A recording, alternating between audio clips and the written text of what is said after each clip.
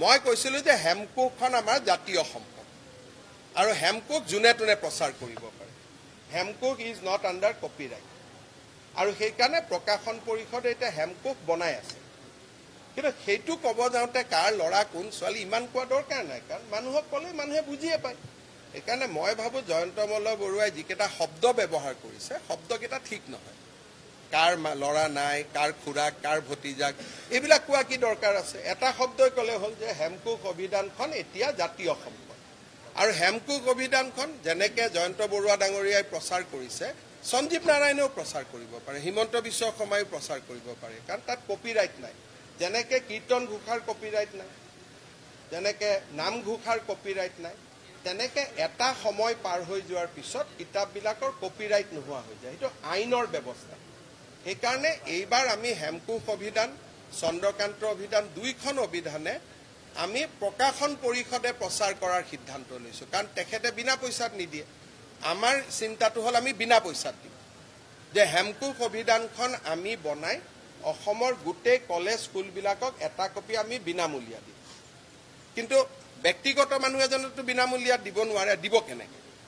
কিন্তু তাৰ মাজতে ক'ব লাগিব যে বেইল সংস্কৰণ বনাইছে, ভাল কাম কৰিছে। মই নিজে প্ৰধানমন্ত্ৰী তাত লৈ গৈছোঁ। গতিকে কোনোবাই এজন মানুহক একদম কলা বুলি ক'ব নোৱাৰি, এজন মানুহক বগা বুলি ক'ব নোৱাৰি। মানুহ মিঠা কি কয় মিঠা কালাৰৰ মানুহ। গতিকে ভাল বেয়া চবৰ জীৱনত থাকিব। মই কৈছিলোঁ যে হেমকোকখন আমাৰ জাতীয় সম্পদ আৰু হেমকোক যোনে তোনে প্ৰচাৰ কৰিব পাৰে। হেমকোক ইজ নট আণ্ডাৰ কপিৰাইট আৰু সেইকাৰণে প্ৰকাশন পৰিষদে এতিয়া হেমকোক বনাই আছে। কিন্তু সেইটো ক'ব যাওঁতে কাৰ ল'ৰা কোন ছোৱালী ইমান কোৱা দৰকাৰ নাই, কাৰণ মানুহক ক'লে মানুহে বুজিয়ে পায়। সেইকাৰণে মই ভাবোঁ জয়ন্ত মল্ল বৰুৱাই যিকেইটা শব্দ ব্যৱহাৰ কৰিছে শব্দকেইটা ঠিক নহয়।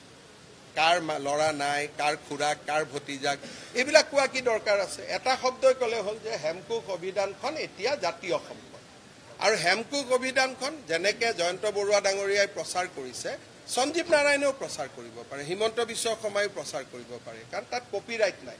যেনেকৈ কীৰ্তন ঘোষাৰ কপিৰাইট নাই, যেনেকৈ নামঘোষাৰ কপিৰাইট নাই, তেনেকৈ এটা সময় পাৰ হৈ যোৱাৰ পিছত কিতাপবিলাকৰ কপিৰাইট নোহোৱা হৈ যায়। সেইটো আইনৰ ব্যৱস্থা। সেইকাৰণে এইবাৰ আমি হেমকোক অভিধান, চন্দ্ৰকান্ত অভিধান, দুইখন অভিধানে আমি প্ৰকাশন পৰিষদে প্ৰচাৰ কৰাৰ সিদ্ধান্ত লৈছোঁ, কাৰণ তেখেতে বিনা পইচাত নিদিয়ে। আমাৰ চিন্তাটো হ'ল আমি বিনা পইচাত দিম, যে হেমকোক অভিধানখন আমি বনাই অসমৰ গোটেই কলেজ স্কুলবিলাকক এটা কপি আমি বিনামূলীয়া দিম।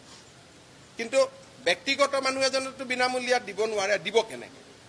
কিন্তু তাৰ মাজতে ক'ব লাগিব যে বেইল সংস্কৰণ বনাইছে, ভাল কাম কৰিছে। মই নিজে প্ৰধানমন্ত্ৰী তাত লৈ গৈছোঁ। গতিকে কোনোবাই এজন মানুহক একদম কলা বুলি ক'ব নোৱাৰি, এজন মানুহক বগা বুলি ক'ব নোৱাৰি। মানুহ মিঠা কি কয় মিঠা কালাৰৰ মানুহ। গতিকে ভাল বেয়া চবৰ জীৱনত থাকিব।